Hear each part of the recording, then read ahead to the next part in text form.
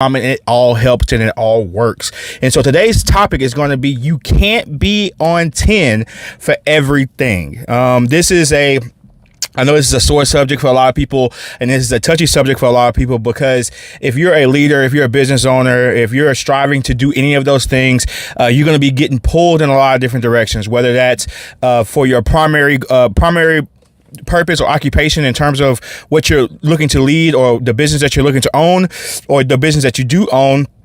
Plus, you've got your other main priorities. You've got your family. You've got your children, your spouse, your church, whatever that is. And there's going to be moments where it's going to feel like it's too much, and it's too much pressure, and you don't know how to decide to what to say yes to and what to say no to. Just know that that's a common feeling that a lot of people have. And just know that you cannot be everything for everybody all the time. So you're going to have to, number one, understand that burnout is real.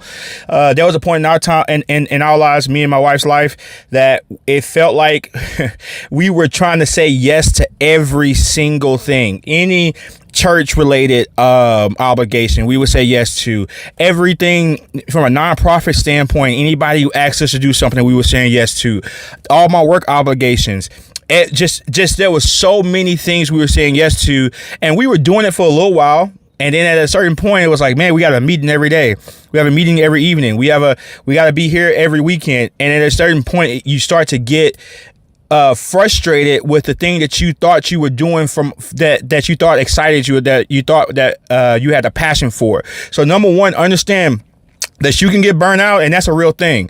And so you want to try to safeguard yourself from that burnout. You want to try to, at least as much as you can. There's sometimes you can't avoid burnout completely, just depending on what season in life that you're in. But there's gonna be moments where you can feel like, enough's enough. So the next thing I want to say kind of speaks to how do you avoid that burnout, is to identify your core values and try to deliver on those. For me, my core values are, I gotta make sure my wife is right, is straight, and then my children, and then my job, right? Because those kind of are a cycle of events. What I do for my job helps me take care of and empower what my family wants to do, but I can't have those things out of balance if I want to make sure that I have a happy wife and I have happy children. So identify what those core values are. We are now gotten down to, there's one particular ministry at our church that we are kind of all in on, in terms of, it's the marriage ministry. When we teach, we still facilitate. We've been doing that now for over 10 years. And that's the one ministry that we've said, hey, no matter what, we're going to continue to do. I have myself kind of, deal with a couple of nonprofits, but I try not to do too much to overextend myself to where I feel like it's a burden or it's a distraction. So identify those core things, like maybe 4 or 5 things that you really want to lean into, and lean into them. And then number 3, and this is the thing that I think I have the worst amount of success on, and that I'm really trying to work on, is keeping an open line of communication.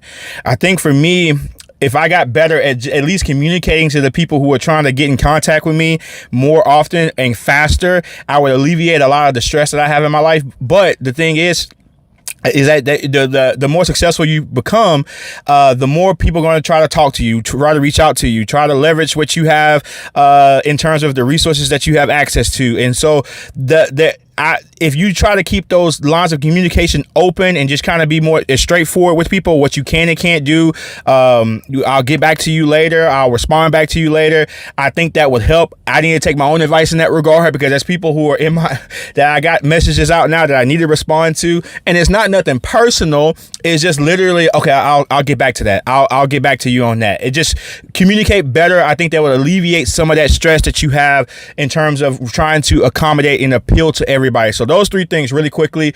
Number 1, that burnout is real, man. Overextending yourself, saying yes too many times, will lead to some form of burnout.